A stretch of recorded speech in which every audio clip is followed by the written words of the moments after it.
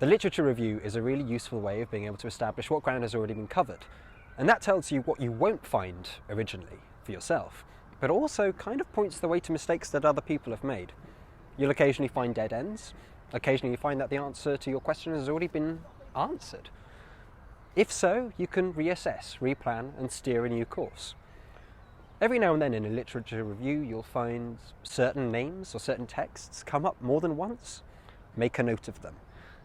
It's like finding gold dust in a stream. If you follow it down the river, you will eventually find gold. Because if other people are talking about that particular writer over and over again, you probably ought to. In terms of discovering new literature, I found that whereas at first I couldn't find anyone who was talking about my particular area, I started to poke around the edges. Look around, see what information there might be about sort of circumstantial areas which are connected but slightly different, and you can start to build up a picture of what's missing, and that's where you find your originality.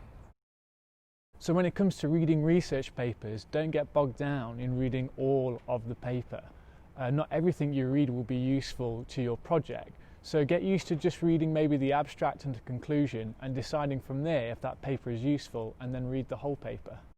So firstly, to make the most of the literature, I think you really have to love the topic. So if you can, try and pick a dissertation as something that you are going to be motivated to read about, because it is kind of a lot of reading, and if you're motivated in that, then it can actually be quite enjoyable. With regards to literature, it's always useful to not just look on Google Scholar or in the library for your textbooks, but doing a Google search of key academics. If you identify an academic in your research area, searching for them on Google and finding out which university they are, and then going through their publication list, because often you'll find that they have done a lot of work in this specific sort of area, and it's just time saving. Really, it saves a lot of time. The literature is really, really important for the whole dissertation. So firstly, the literature helps you decide on a topic, and it helps you to find a research gap. To make the most of literature, what I strongly recommend is, whilst you're reading, make notes about things in the literature, what methodology they've used, what theories they've used, because this will really help you when it comes to writing up your literature review.